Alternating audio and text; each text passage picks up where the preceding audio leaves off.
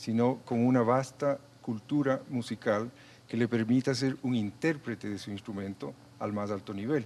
En eso estamos, yo creo que ese es el proceso que se debe seguir para llegar a tener excelentes instrumentistas y tener una orquesta o varias orquestas de nivel mundial. ¿Se parece un poco el instrumentista, se parece un poco a un actor o a una actriz, quiero decir, tiene que sentir lo que está tocando?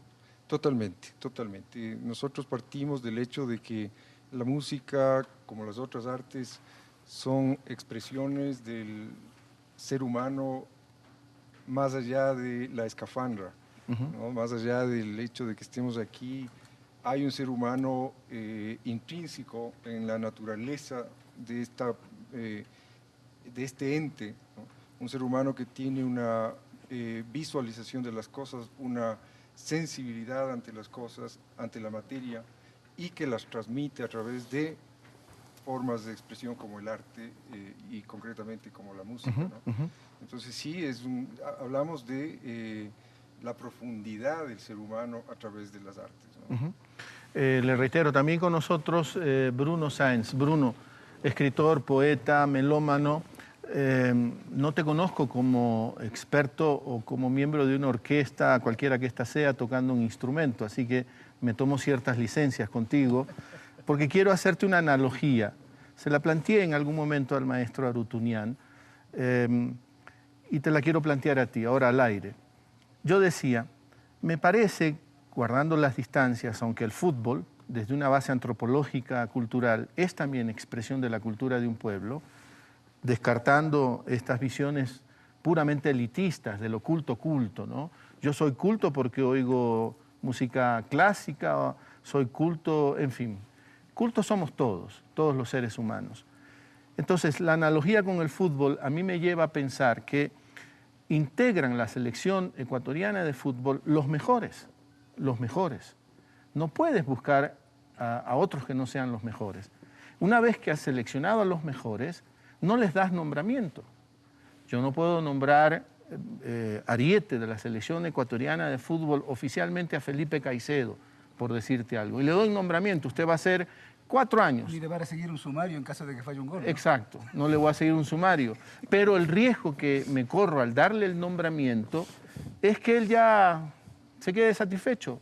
Dicen los periodistas deportivos, se aburguese y le crece la panza, ya no se entrena y entonces él va a seguir siendo el centrodelantero. A mí me parece que una orquesta sinfónica, insisto, guardando las distancias, puede suceder algo similar.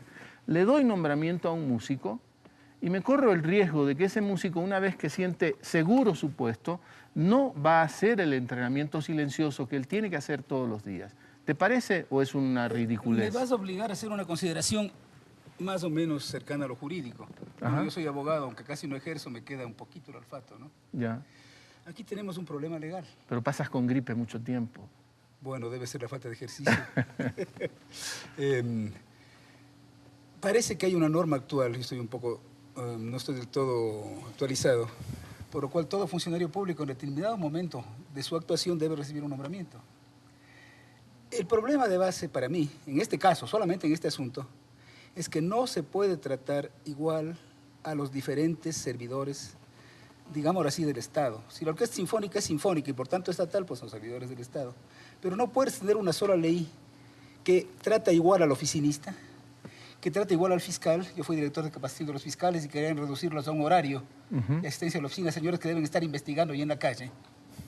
No puedes tratar igual a un músico o a un actor, suponiendo que hubiera un teatro nacional, porque son profesiones, son desempeños totalmente diferentes.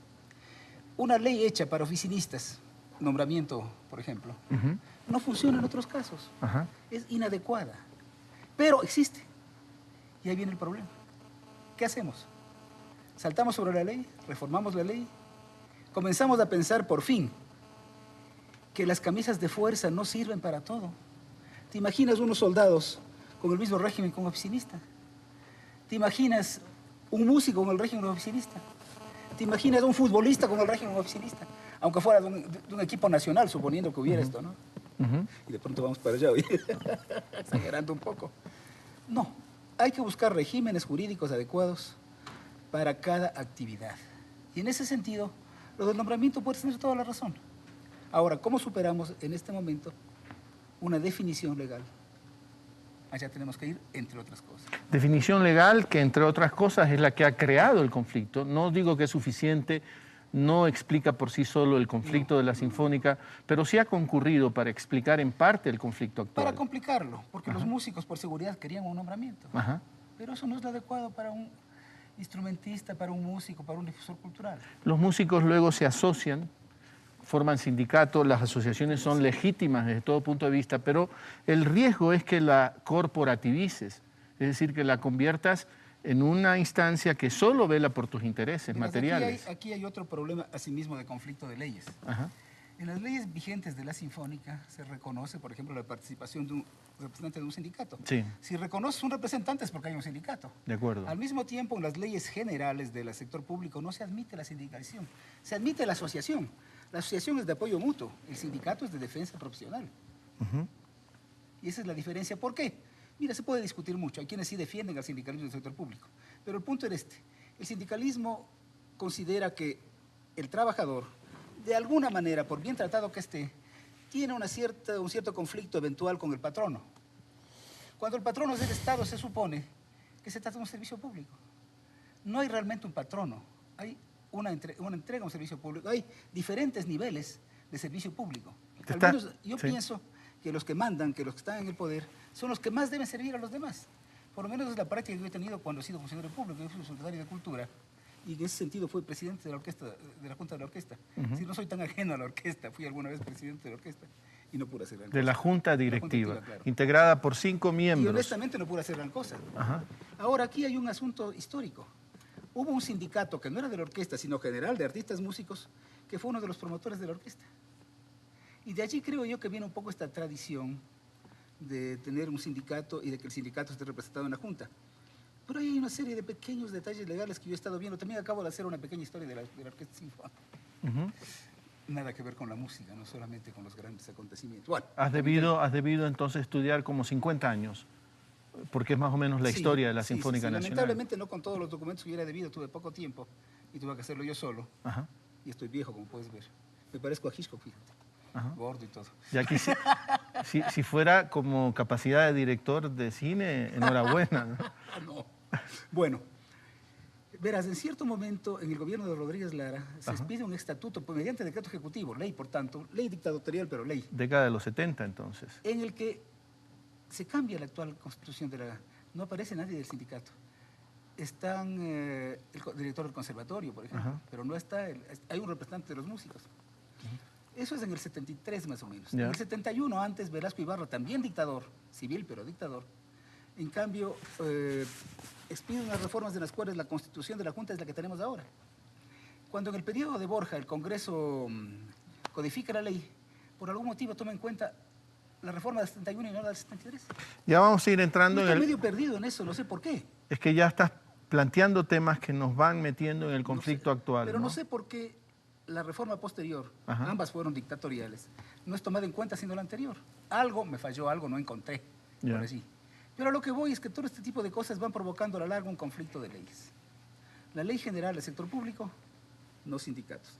La ley de la Orquesta Sinfónica, la que está vigente ahora, no es que dice sí sindicatos, pero lo reconoce, ¿no es cierto?